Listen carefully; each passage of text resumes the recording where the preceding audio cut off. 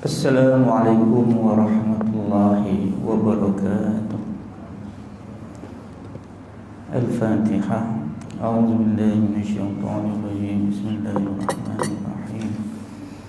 Alhamdulillahi rabbil alamin. Arrahmanir rahim. Maliki yaumiddin. Iyyaka na'budu wa iyyaka nasta'in. Ihdinas siratal mustaqim. Siratal ladzina an'amta 'alaihim ghairil maghdubi 'alaihim waladdallin. Amin. Allahumma salli wa sallim ala sayyidina Muhammad karimil aba'i wal ummahat. Allahumma salli wa sallim ala sayyidina Muhammad karimil aba'i wal ummahat. Allahumma salli wa sallim ala sayyidina Muhammad karimil aba'i wal ummahat. A'udzu billahi minasyaitonir rajim. Bismillahirrahmanirrahim. Alhamdulillahi rabbil alamin wassalatu wassalamu ala asyrafil anbiya'i wal mursalin sayyidina Muhammadin wa ala alihi wa sahbihi ajma'in. Allahumma la ilma lana illa ma 'allamtana innaka antal alimul hakim. Wa la haula wa la quwwata illa billahil aliyyil azim. Rabbi shrah li sadri wa yassir li amri wahlul 'uqdatam min lisani yafqahu qawli. Hasbunallahu wa ni'mal wakeel. Hasbunallahu wa ni'mal wakeel. Hasbunallahu wa ni'mal wakeel. Ni'mal maula wa ni'mal nasir. Allahumma faqihna fid din wa 'allimna ta'wil. Allahumma faqihna fid din wa 'allimna ta'wil. Allahumma faqihna fid din wa 'allimna ta'wil. Wahdina ila shiratikal mustaqim. Yang saya hormati pengurusi surau, al-ikhwan, semoga Allah satukan kita semua di surau ini, surau ikhwan, bersaudara, saling memberi syafaat insyaallah di hari akhirat. Dan juga yang saya hormati Tuan Imam Bilal, Cikgu Masjid, muslimin dan muslimat yang dimuliakan oleh Allah Subhanahu wa taala. Hampir saya cancel balik. Sebab di sana ada nampak gelap gelita. Jadi makan masa sampai 1 jam 40 minit. Saya ragu sebab hari ini bukan hari cuti. Hari apa? Hari kerja. Tapi begitulah bergejolaknya hati. Kan hati. Tapi kerana pengurusi dah sebulan dah. Sebulan di tempat. Jadi mudah-mudahanlah pun saya 2 minggu sebelum itu daripada kampung tempat kedua adik ipar. Lepas itu seminggu lah, lebih 2 minggu juga. Badan kurang sihat sikit. Kalau muslimin muslimat nampak saya nampak berbeza. Masa kita jumpa dulu kan, kemungkinan berbeza kan. Tambah handsome atau tambah kurus. Jadi insyaAllah mudah-mudahan Allah berkati kita pada malam ini, dan insyaAllah akan menjadi saham kita di hari akhirat, dan mudah-mudahan menjadi tiket kita untuk masuk syurga Allah Subhanahu wa ta'ala. Doa yang saya baca yang last kali itu doa Nabi SAW kepada Ibnu Abbas. Ibnu Abbas sahabat Nabi yang digelar oleh para sahabat sebagai turjumanul Quran, ensiklopedia Al-Quran. Gitulah. Kalau tanya dia aja, dia insyaAllah semua Al-Quran dia tahu, faham. Dan para sahabat kalau mereka ada kemusykilan dalam mengetahui, mengerti, memahami ayat Al-Quran, maka marji' sumbernya adalah Ibnu Abbas. Mengapa sahabat Nabi Ibnu Abbas ini digelar sebagai turjuman Al-Quran sebab Nabi pernah mendoakannya dengan doa yang saya baca last sekali, yang last sekali, yaitu Allahumma faqihna fid din wa 'allimna ta'wil. Dah hafal ya? Dah hafal belum? Haji kita ni sama-sama belum makan ya. Udah hafal je belum? Allahumma faqihna fid din wa 'allimna ta'wil. Kalau untuk saya, na tadi ditukar kepada ni. Allahumma faqihni fid din wa 'allimni at-ta'wil. Kalau untuk anak kita yang lelaki, pegang ubun-ubun dia, maka bacalah doa Allahumma faqihhu fid din wa 'allimhu at-ta'wil. Kalau untuk anak perempuan, Allahumma faqihha fid din wa 'allimha at-ta'wil. Dan kalau untuk kita, dia ada bentuk amalannya. Bila kita ni untuk kita, maka kita pegang dada kita. Ni. Allahumma faqihna, Allahumma faqihni fid din wa 'allimna at-ta'wil. Allahumma faqihni fid din wa 'allimni at-ta'wil. Allahumma faqihni fid din wa 'allimni at-ta'wil. Apa maknanya? Ya Allah, dalamkan fahamku terhadap agama dan ajarkanlah aku takwilannya ataupun tafsirannya. Sebab Allah Subhanahu wa taala bila inginkan seseorang hamba itu beriman kepada Allah dan dicintai oleh Allah Subhanahu wa taala, maka dia akan dalamkan, fahamkan ilmu agama kepadanya. Dan saat itulah Allah berikan cahaya ilmu kepadanya. Itu dia. Jadi sebetulnya yang kita inginkan daripada ilmu itu adalah bukan bertambah ilmu. Ingat ya? Kalau kita duduk dalam majlis ilmu nak tambah ilmu, tak perlu duduk dalam majlis ilmu, kan? Cukup dengan apa? YouTube ada, Facebook ada, Instagram ada, TV pun ada, buku-buku berlambaklah. Kalau kita nak tambah ilmu, banyak wasilah. Tetapi yang kita inginkan adalah berkat dan cahaya ilmu. Itu dia, berkat dan cahaya ilmu. Sebab bila tambah ilmu, belum tentu kita akan dapat berkah ilmu dan cahaya ilmu. Tapi kalau kita dapat berkat ilmu dan cahaya ilmu, insya-Allah akan bertambah ilmu dan amal sekali. Ya. Oleh sebab itu, ya, pernah suatu hari Imam Syafi'i dia mengadu kepada Imam Waqi, gurunya. Ya, syakautu ila Waqi'in su'a hifzi. Wahai guruku Waqi, saya ni kenapa bila menghafal lupa, kan? Susah menghafal, payahlah menghafal ni, kan?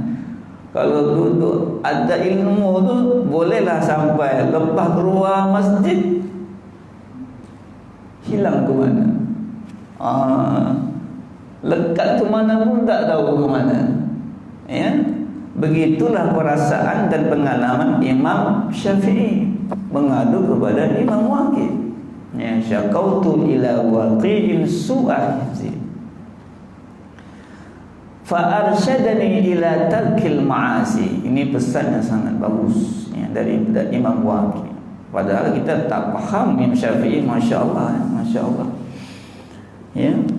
Maka beliau Imam Waqi mengajarkan kepadaku, menasihati aku, membimbing aku untuk meninggalkan maksiat. Maksiat. Maksiat ini bukan maknanya kita mengumpan, maki, cerca, kan? Bukan itu saja. Hati kita pun kalau suuzon kepada seseorang, itu pun sudah satu maksiat. Dalam solat kita biasanya kita kata Allahu Akbar, Allah itu maha besar. Tapi dalam solat kita mesti ingat lagi nak makan apa lepas. Sudah buat planning. Maknanya apa yang kita kata berlawanan dengan hati. Apa yang kita fikir, yang kita ucapkan tadinya masa doa iftitah itu berlawanan dengan hati. Ya. Maka datanglah yang namanya khusyuk. Apa itu khusyuk? Khusyuk adalah kesesuaian apa yang kita kata dengan hati. Itu baru khusyuk. Jadi menyatunya di antara perkataan, minda dan hati kita. Itu setiap kali kita berdoa kepada Allah, maka doa yang kita panjatkan itu kita mesti faham. Kita ni baca doa tu, kan? Mesti faham. Ya, biasa kita baca Rabbana atina fid dunya hasanah. Kadang-kadang kita baca dengan bacaan yang selamba, tapi hati kita tidak masuk dalam perkataan itu. Dan kata-kata doa kita tu tak dimasukkan dalam hati. Maka datanglah khusyuk tadi, menyatunya di antara perkataan kita, kaul kita dengan hati, baru dinamakan khusyuk. Tapi payahlah, kan? Memang susah, kan? Kita pun, saya pun bukan ialah nak khusyuk 100% ni memang kita tak boleh, ya, memang tak boleh. Itulah datangnya di antara salah satu Asmaul Husna yang kita baca sebelum kita selesai daripada solat. Apa tuan? Assalamualaikum, Assalamualaikum, Assalam. Ya, Assalam. Ya, kata ulama Asmaul Husna. Apa itu Assalam? Assalam itu apa dia? Kalau kita assalam ini selamatlah, selamat, bahagia, betul. Tetapi itu bukan yang dipahami oleh ulama Asmaul Husna. Jadi assalam itu artinya selamat. Selamat apa? Selamat daripada keaiban dan kecacatan. Jadi tuan, ketika kita selepas baca tahiyat ni, kemudian lepas itu kita Assalamualaikum warahmatullah. Kita tak apa tuan, kalau daripada daripada doa iftitah sampai kepada tahiyat kita tak khusyuk, bukan tak apa. Maknanya itu seperti itulah manusia, kan? Manusia kita ni manusia, kan? Kadang lupa, itu memang sifat kita lupa, kan? Kalau kita contohnya tak ingat daripada iftitah tadi sampai tahiyat, paling tidak jangan kita tak ingat masa kita bagi salam. Sebab apa tuan? Sebab bila kita mengatakan Assalamualaikum warahmatullah, maknanya kita minta kepada Allah, semoga Allah tutupkan cacat, celah, aib dalam solat kita. Jangan. Bahkan itulah kemuncak dia. Ya, puncak dia. Kita ni, yang kita harapkan dengan Allah ni satu ya, dia ada akhirat kan. Apa dia Tuhan? Semoga Allah tutup keaiban kita. Di mana pada masa itu hari kiamat semua akan ditayangkan daripada A sampai Z. Amalan-amalan kita akan Allah perlihatkan kepada kita. Semua apa yang kita buat akan dicatat oleh malaikat petugas pencatat, Raqib dan Atid. Tidak satu pun terlepas. Apa yang kita buat semua dicatat. Ya, dan setiap hari Khamis akan dinaikkan, dilaporkan kepada Allah. Itu yang disunahkan kita untuk berpuasa. Sebab pada masa itulah amalan mingguan kita akan dinaikkan kepada Allah, diserahkan kepada Allah Subhanahu wa ta'ala. Maka Nabi kata, aku suka di saat amalanku itu naik ke atas, aku berpuasa. Ini bulan Rajab ni bagus. Puasa banyak-banyak. Tapi hari ini memang saya tak puasa. Ustaz ni ajak puasa, tak puasa. Hampir 5 hari saya puasa. Daripada Isnin sampai 4 hari. Isnin, Selasa, Rabu, Khamis. Dan nampak hari ini macam nak pergi jauh ni. 1,5 jam hari ni. Maka disunatkan untuk kita berpuasa. Jadi itulah diantaranya beberapa tips yang sebelum kita nak mulakan. Jadi itulah. Jadi yang penting adalah tadi pesan daripada Imam Waqi kepada Imam Syafi'i. Saya habiskan dulu. Fa akhbarani bi anna al-ilma nurun. Ya, Imam Waqi memberi satu pesan kepada Imam Syafi'i. Fa akhbarani bi anna al-ilma nurun. Maka beliau mengatakan kepadaku bahawa ilmu itu adalah cahaya. Ilmu itu adalah cahaya. Tuan-tuan, kalau kita nak dapat ilmu saja, ilmu yang paling hebat di dunia adalah iblis. Ya, iblis itu makhluk yang paling berilmu. Ya, tapi sebab ilmu itulah dia menjadi angkuh dan sombong. Sehingga dengan ilmu itu dia menggunakan logik bahawa api lebih baik daripada tanah. Itu logiknya yang digunakan oleh iblis sebab dia banyak ilmu. Orang-orang Yahudi bila diajak oleh Nabi untuk masuk Islam, beriman kepada Allah dan beriman kepada baginda, apa mereka kata? Wa qalu qulubuna ghulfun. Wahai Muhammad, ya, apa yang kau dah ajar ni nak bagi tahu ni kepada saya, kami dah tahu dah, lama kami tahu dah. Ya, kami tahu baca kitab Taurat, kami baca kitab Injil, nabi-nabi kebanyakan daripada Bani Israel. Kami Bani Israel. Apa yang kau sampaikan ni sama aja. Kami dah tahu. Wa qalu qulubuna ghulf. Hati kami ni penuh dengan ilmu. Hati kami penuh dengan ilmu, tak payah bagi kami nasihat. Tak payah. Makanya orang Yahudi dengan Nasrani, orang Yahudi ni payah nak masuk Islam. Tapi kalau Nasrani banyak masuk Islam.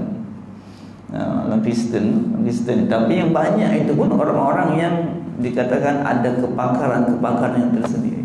Saintis banyak masuk Islam.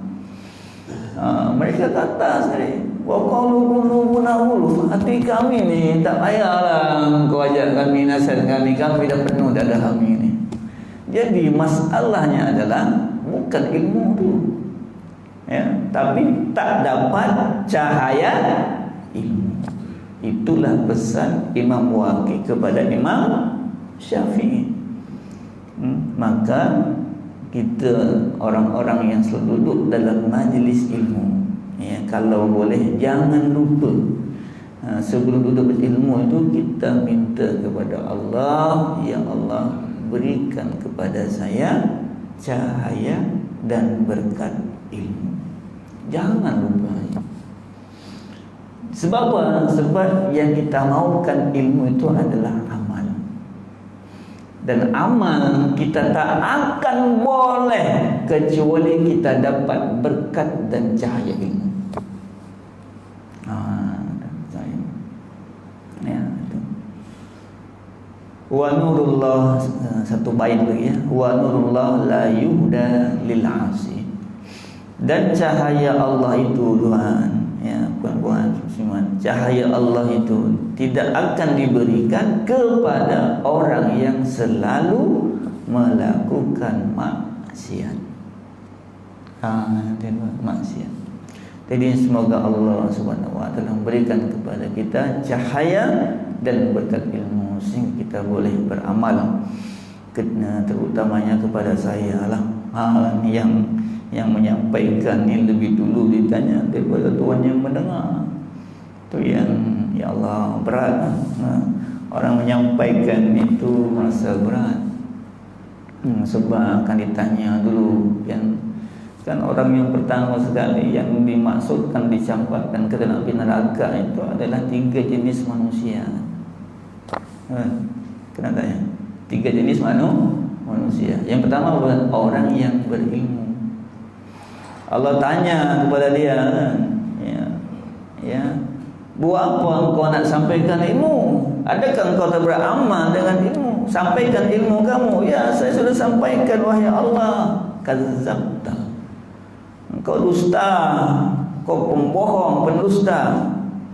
Engkau sampaikan ilmu kepada masyarakat, kepada orang di masjid, di surau, di podium, mana-mana katanya, supaya orang kata kepadamu seorang yang berilmu. Itu tuan. Supaya apa? Supaya manusia semua kata inilah orang yang berilmu, orang hebat. Maka pada saat itulah, ya, di apa namanya itu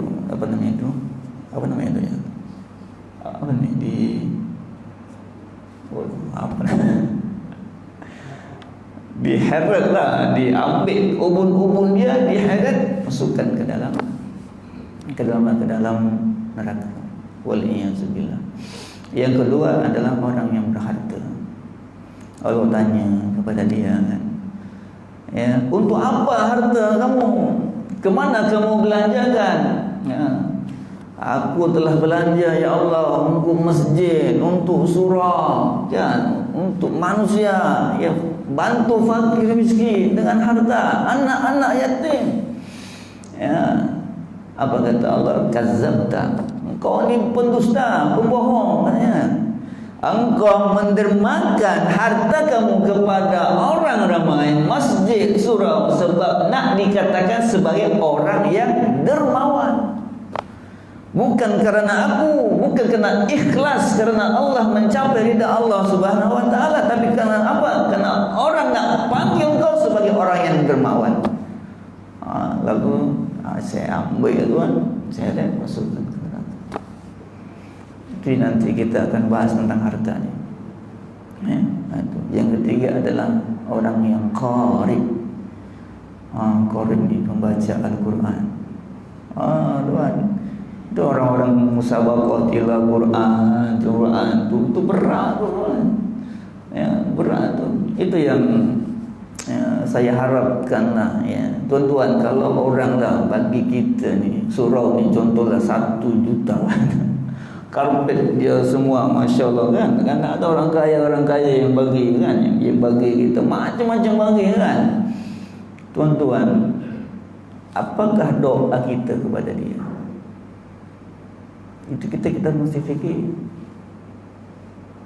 yang kita mesti doakan dia juga. Sebab dia dah bantu kita ekor semua kan, semua Masya Allah kristal semua. Ya, apakah doa yang kita nak panjatkan kepada Allah untuk Allah bagi kepada dia? Ya, tuan-tuan, kalau bolehlah, ni orang kaya ni, dia banyak cabaran dia, apalagi orang-orang yang dermawan banyak cabaran mereka.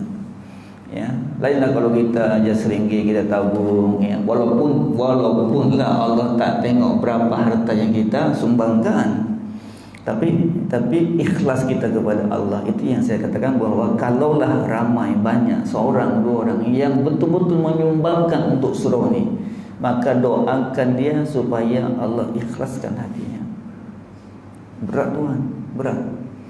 Ya, tuan-tuan, Allah, ini karpet aku ni yang sumbangkan ni. Masuk surau kan, ini karpet aku ni yang saya sumbangkan ni. Oh, macam kadang-kadang ada rasa ujub. Itu yang mudah, rasa ujub ni satu daripada 3 penyakit yang akan membatalkan amalan kita. Cepat, ya, itu. Jadi itulah yang ketiganya adalah tadi qori lah. Dia baca Quran, sedang mengajar kepada orang, ya, ditanya oleh Allah, dia ajar semua orang supaya pandai. Dia memang pandai, tapi niat dia bukan kerana Allah, maka saat itu dicampakkan ke api neraka. Tuan, jadi itulah, ini pun dah panjang tuan. Okey, kita lanjutkan. Dalam surah Ad-Duha kita sambung pada bulan lepas lah, ya. Mungkin bukan bulan lepas pun, mungkin 2 bulan lepas, ya. Sebulan lepas ada. Tanda Allah Subhanahu wa taala tidak meninggalkan Nabi Muhammad sallallahu alaihi wasallam. Ya. Maka dari Ad-Duha, wala saufa yu'tika rabbuka fatarda. Ma wadda'aka rabbuka wa ma qala. Bahwasanya Allah Subhanahu wa taala memberitahukan kepada Nabi bahwasanya Allah tidak pernah meninggalkan Nabi.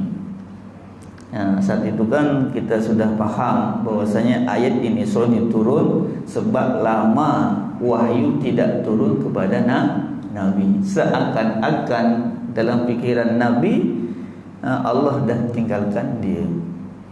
Dan orang-orang kafir Quraisy mencaci kepada Nabi, mana syaitan kamu? Adakah dia telah meninggalkan kamu? Aina syaitana?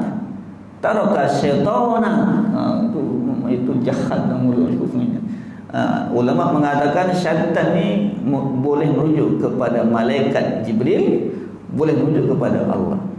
Ya, lalu turunlah surah ini nak menceritakan bahawa Allah tidak pernah meninggalkan Nabi Muhammad sallallahu alaihi wasallam. Apa tanda dia? Ya, alam yajidka yatiman fa'awa wa wajadaka dhalam fahada wa wajadaka 'ailan fa'aghna. Fa ammal yatima fala taqhar wa ammas sa'ila fala tanhar wa amma bi ni'mati rabbika fahaddis. Yang pertama tandanya, bukankah dia mendapatimu sebagai seorang yatim lalu dia melindungimu? Yatim kan.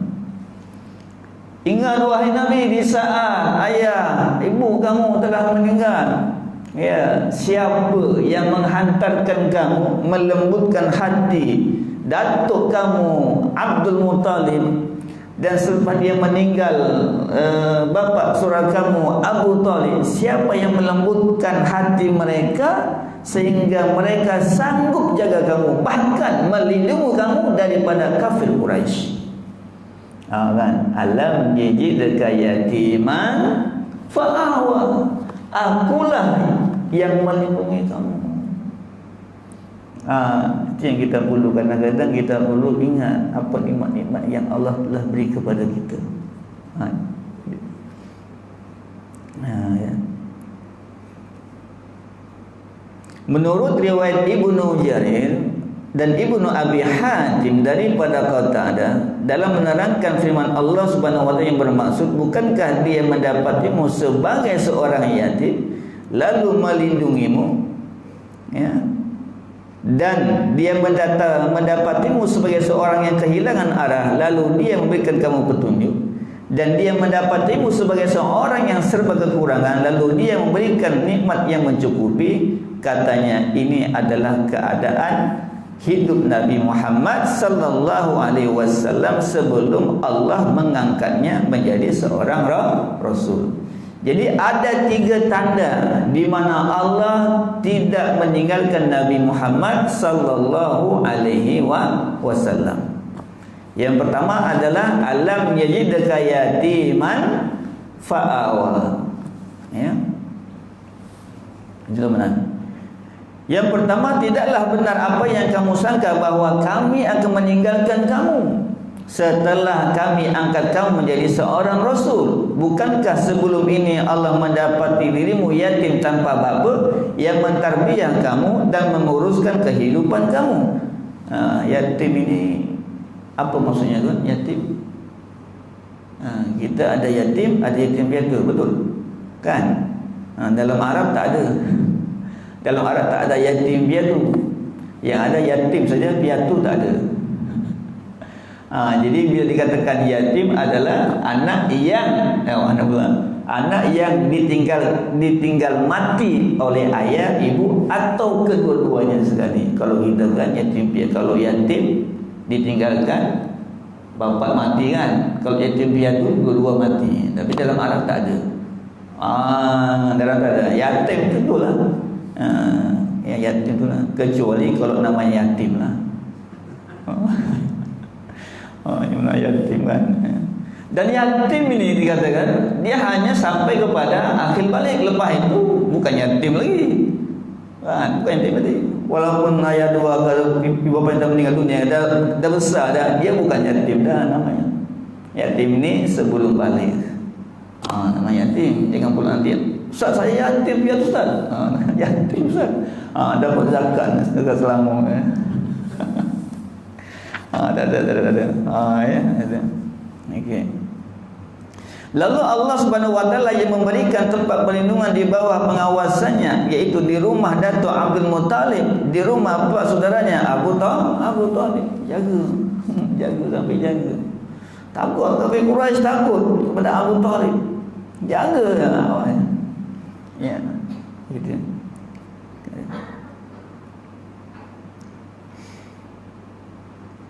Okey.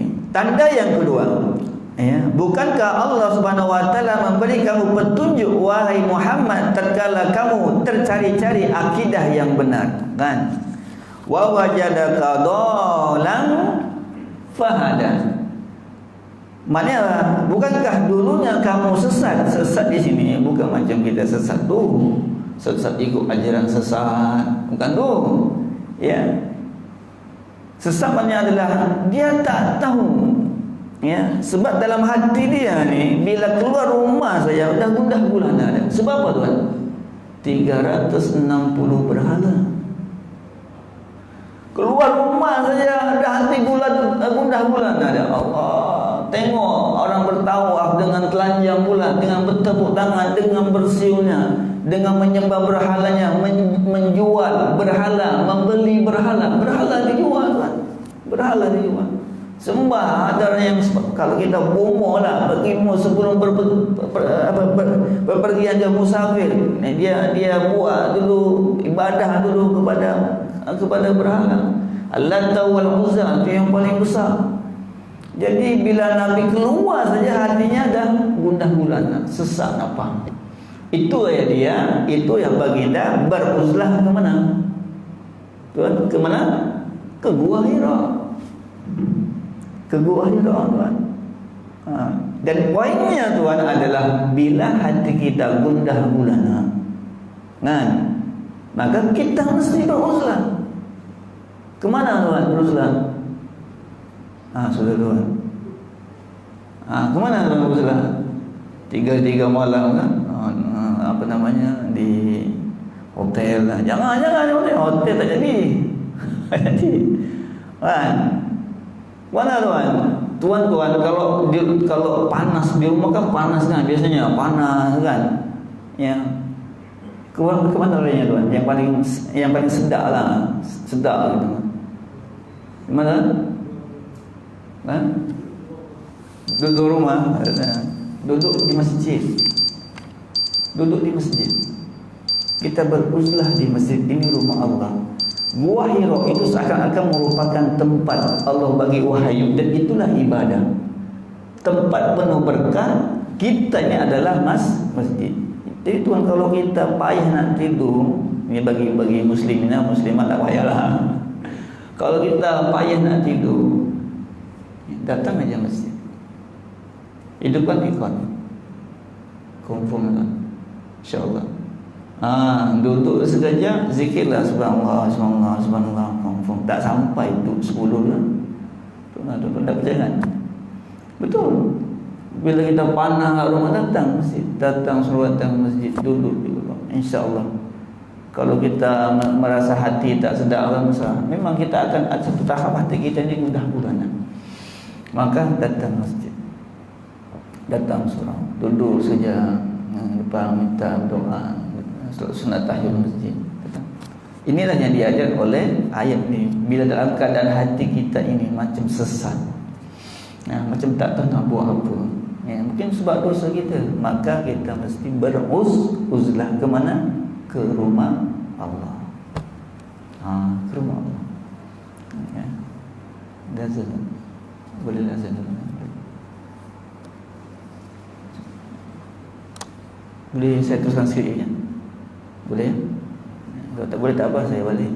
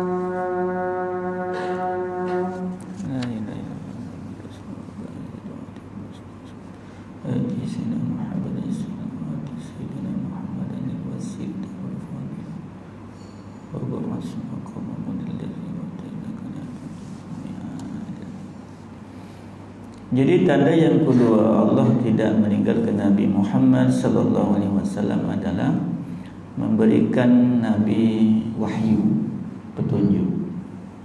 Petunjuk sehingga dengan wahyu itulah dilantik menjadi seorang rasul, seorang nabi dan rasul yang boleh menyampaikan kepada kita tentang ajaran-ajaran Islam sehingga kita dapat kenal Allah, dapat kenal Nabi Muhammad sallallahu alaihi wasallam. Yang ketiga, wa wajadaka 'ailan fa aghna. Bukankah Allah telah mendapatimu dalam keadaan fakir, tidak ditinggalkan oleh bapamu harta untuk diwariskan, melainkan seekor unta dan seorang pelayan. Jadi Allah ingatkan Nabi di mana kedua orang ibu bapanya tidak meninggalkan sebarang harta benda. Lalu dia berniaga dengan harta Siti Khadijah dan akhirnya berkawin dengan Siti Khadijah radhiyallahu anha. Nabi umur 25 tahun. Siti Khadijah berumur 40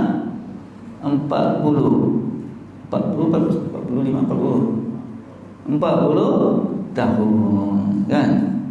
Kalau sekarang ini geng-geng kan, masuk YouTube, masuk WhatsApp, ada orang yang laki 25 tahun kawin perempuan janda 40 tahun. Kaya pula tu. Memanglah confirm ni. Ini confirm ni nak harta ni, kata nak harta ni confirm ni. Orang punya akhirnya harta Siti Khadijah habis untuk dakwah agama Islam. Tu yang kisaan Nabi itu selalu sebut nama Siti Khadijah depan Aisyah, depan para isteri, dan mereka jelas, wahai Nabi, dia dah meninggal dah kan. Apalah kau sebut-sebut lagi depan kami kan? Orang mati pun jelas juga. Itu kan? Apa sebut lagi? Engkau tak tahu katanya. Semasa awal saya dapat wahyu daripada Allah menggigil badan saya, siapa yang selimutkan saya? Semasa kafir Quraisy mengancam saya nak bunuh saya, siapa yang melindungi saya? Di saat saya tak ada arah, orang tak beriman kepada apa yang saya kata, tapi dialah perempuan awal yang beriman, menyokong dakwahku. Baru paham. Harta Siti Khadijah habis untuk dakwah. Habis untuk dakwah. Hebat kan? Jadi Nabi ingatkan kan, bahwasanya wahai Nabi, Allah katakan, aku tak pernah meninggalkan kamu. Ingatlah kamu dulu di saat engkau fakir, miskin, siapa yang bagi kekayaan kepada kamu?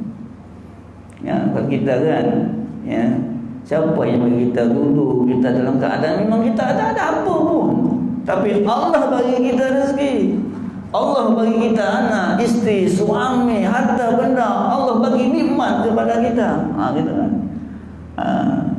Itulah tandanya Allah tidak pernah meninggalkan kita, walau sesaat pun, walau satu saat, second pun Allah tidak pernah meninggalkan kita. Maka kewajiban kita ada 3. Kewajiban kita ada 3. Tak tahulah tuan-tuan, nak 3 ni kau nak kongsi malam ini ke ataupun tersebut tak faham. Kalau 3 ni, anggaplah seperti inilah. Ya, apa kata Allah? Fa ammal yatima fala takhar. Bila tengok anak yatim, jangan tak ambil peduli. Itu dia. Kalau ada anak-anak yatim, kalau kita tak boleh nak jaga dia, contoh kan, apalah sangat kalau kita bagi makanan kepada mereka. Apalah sangat kalau kita jumpa dia. Imam Ali biasanya dia selalu makan bersama anak-anak yatim. Apalah sangat dengan harta kita yang kita ada ni, kan? Bagi mereka, bantu mereka dari segi keuangan, moral. Kalau ya moral.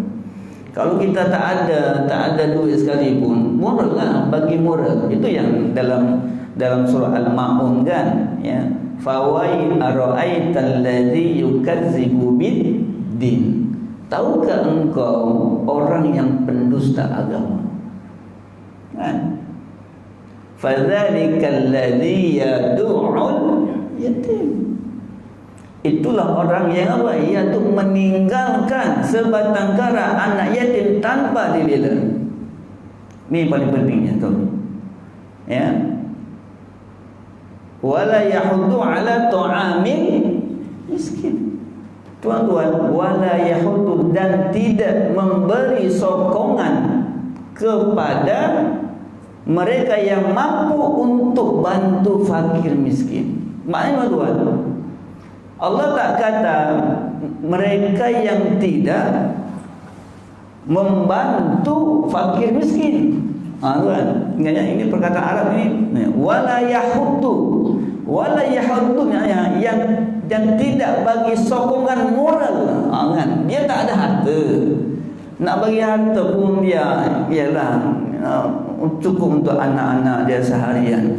Tetapi itu pun masih dikatakan oleh Allah sebagai pendusta agama bila dia ada kelebihan sokongan, dia tak sokong. Macam tu. Wala yahudu, tidak menggalakkan orang-orang kaya untuk untuk bantu fakir miskin. Gitu dia. Macam tu. Ya, bukan Yahudi, tak ada. Yahudi. Jadi kalau kita tak mampu, contohnya paling tidak kita bagi sokongan moral. Ajak mereka, nasihatkan bagi mereka yang kaya, yang punya harta, lebih harta untuk beri fakir miskin, anak-anak ya, anak-anak yatim. Itu. Wa amma sa'ila fala tanhar. Kalau ada orang yang meminta, ini tanda syukur kita ya. Tadi kan Allah kata Allah tidak pernah meninggalkan kita. Kan? Maka ada 3 sebagai balas, bukan balas jasa, sebagai syukur nikmat kepada Allah. Yang pertama tuan, sudah ini yang tak ingat ni, anak yatim. Yang kedua, wa ammas sa'ila fala tanhar. Bila ada orang yang meminta, janganlah tolak dia. Ustaz, ini Ustaz confirm Ustaz, ini sindiket Ustaz. Sudah. Tuan-tuan pernah pergi Mekah kan, bila bagi Ustaz tutorial, jumpa datang semua, Masya Allah, ada 20 orang, bagilah ya Tuan, apa salahnya pun bagi. Ya, jangan pula kita tak bagi, ini penipu ni, dah dosa dah tak bagi, kata penipu pula, sudah suuzon. Kalaulah betul sekalipun, tak ada manfaatnya. Kalau tak betul, dah buat dosa. Dah tak mau bagi, buat dosa pula. Jadi wa ammasa ila fala tanhar, kata Allah, kalau orang minta, ingat, kalau tak mau bagi jangan suuzon. Itu aja. Kalau nak bagi. Kalau dia penipu sekalipun, adakah kita dapat pahala ataupun tidak? Kalau tidak bagi, dapat pahala tak? Tak dapat. Dapat tuan? Tak dapat. Dapat kan? Dapat apa? Dapat pahala. Nampaknya semua lapar ni. Macam jawab tak jawab. Kadang-kadang saya pun mesti juga ni. Malah hari Islam ni kan, hari kerja ni memang nak balik awal semua ni. So, Isyak nak awal semua. Saya ni 1.5, 1:40 minit tu kan, daripada Sungai Buloh kan. Kalau dia bagi setengah jam tu tak berdoa lah. Saya niat di hati tadi memang lepas syak saya dah selesai dah. Tapi tak apa. Jadi paling tidak ambil sikit masa saya. Boleh tak kan? Boleh. Kita habiskan boleh tuan ya? Boleh ya?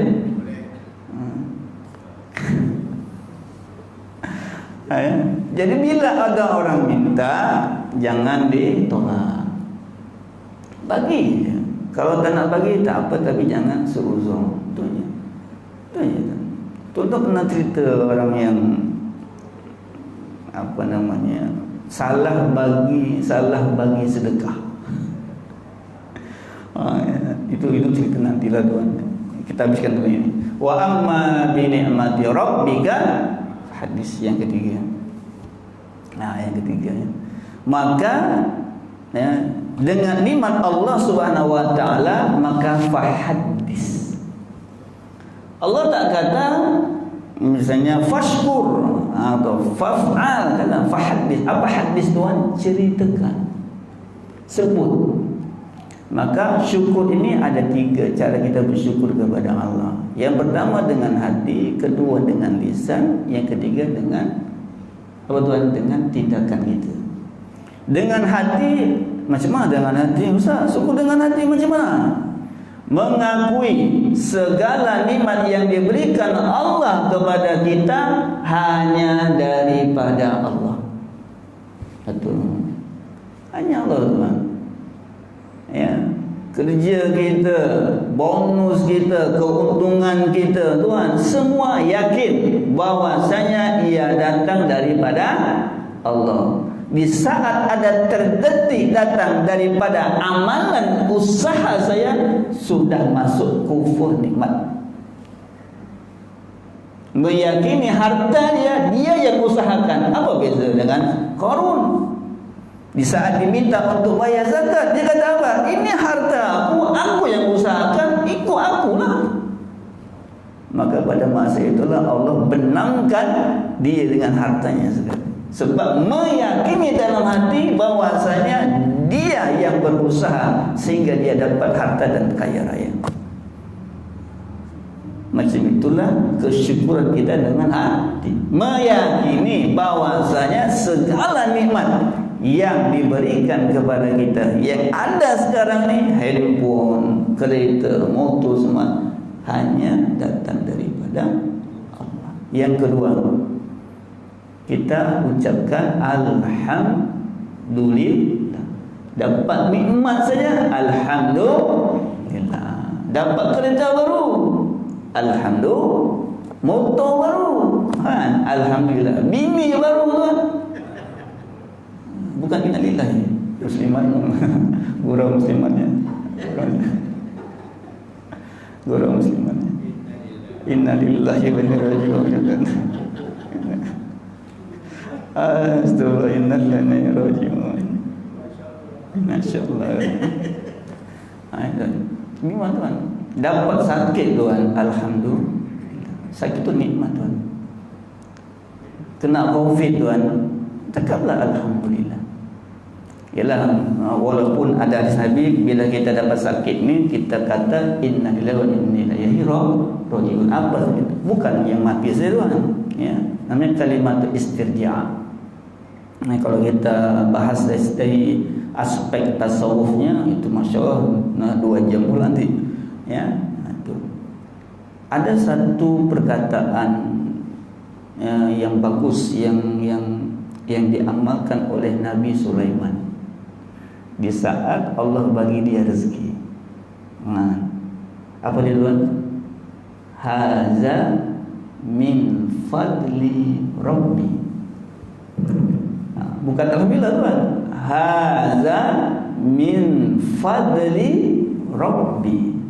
Sebab kita tuan, haza sama-sama tuan. Haza min fadli Rabbi.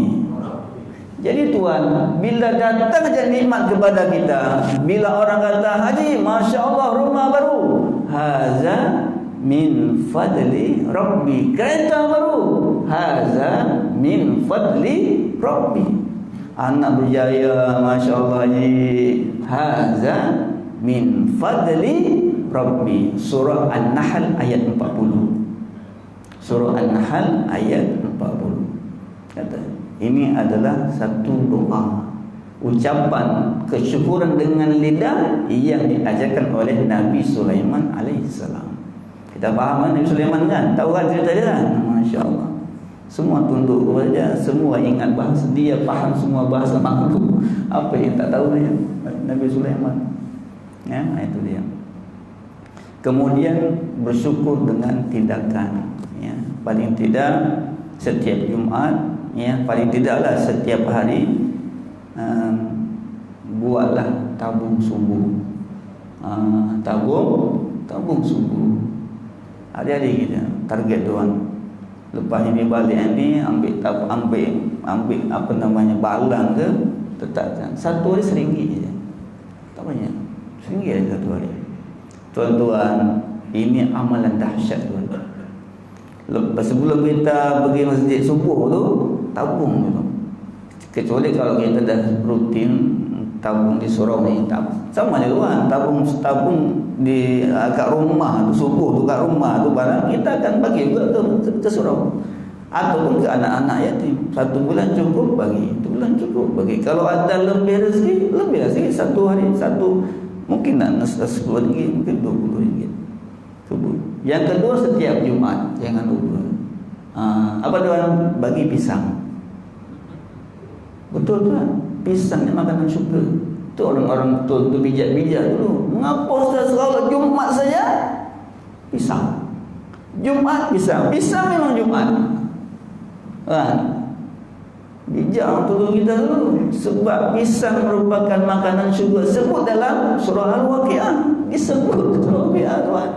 Makanan syurga, penghuni syurga, pisang. Tapi tak samalah tuan. Pisang dunia, pisang di syurga tidak sama. Nak kata pisang disebut dalam surah Waqiah, maka pisang. Kalau tak boleh pisang, air mineral. Masya Allah. Dua ini boleh hantar setiap Jumaat, ya. Semampu dua tanda apa namanya, dua sisi, apa sisi, cukuplah. Seorang-seorang lagi banyak. Tuan-tuan, itulah yang diantaranya, di antara 3 cara kita bersyukur di atas ingatan Allah kepada kita, cinta Allah kepada kita.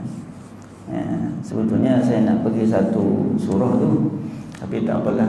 Surah ni sebetulnya macam mana nanti kita di syurga, ya, kita kata Allah fi jannatin yatasaalun, dalam syurga nanti kita tuan. Aminlah tuan. Amin tuan. Allahumma sholli. Tak kata amin tuan. Kan, dalam syurga nanti kita suasana yang paling bahagia, yatasaalun, ngopi dan ngeteh. Betul ni, yatasaalun, mereka berkumpul, ngopi, ngeteh, dan mereka saling bertanya. Al-Mudaththir ayat 40. Yatasaalun, apa yang mereka sembangkan? Mereka bertanya kawan-kawan mereka. Mereka bertanya macam mana keadaan penghuni neraka. Mereka nak tahu juga, nak tahu mengapa mereka masuk api neraka. Yang ini kambing sunat, kambing sunat. Tapi satu yang saya kongsikan di sini, mungkin mereka orang yang tidak membantu fakir miskin. Maknanya ada kaitannya dengan harta. 2, tidak beriman kepada Allah dan tidak memberikan bantuan makanan kepada fakir miskin. Tak disebut di dalamnya adalah zakat, puasa, haji. Padahal memberi kepada, bantu kepada fakir miskin bukan termasuk rukun iman dan rukun Islam. Islam. Mengapa disebutkan? Dan ini adalah pembongkaran penghuni neraka kepada penghuni syurga. Mengapa mereka masuk ke dalam api neraka? Yang dalam surah Duha ni, jangan lupa harta kita.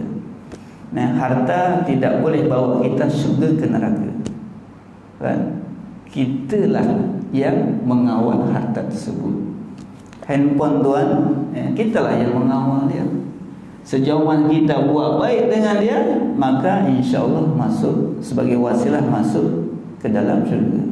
Kalau tak boleh kawal, jadikan kita jadi asbab kita lalai, maka akan menyebabkan kita masuk ke neraka, wal iyazu billah. Maka gunakanlah harta kita yang kita ada untuk kita membantu mereka-mereka yang susah, apatah lagi dalam suasana Covid ni kan, bantu mereka. Jadi itu saja tuan yang perkongsian pada malam ini, dan saya minta maaflah banyak-banyak telah ambil masa tuan-tuan rehat yang sepatutnya awal kan. Jadi yang baik itu daripada Allah, yang kurang daripada kelemahan saya, dan kita bukan tasbih kifarah dan suratul Asr. A'udzubillahi minasyaitonir rajim. Bismillahirrahmanirrahim. Wal 'asri innal insana lafi khusrin illa alladziina amanu wa 'amilus shalihat wa tawassaw bil haqqi wa tawassaw bis sabr. Subhanakallahumma wa bihamdika asyhadu an la ilaha illa anta astaghfiruka wa atubu ilaik. Assalamualaikum warahmatullahi wabarakatuh.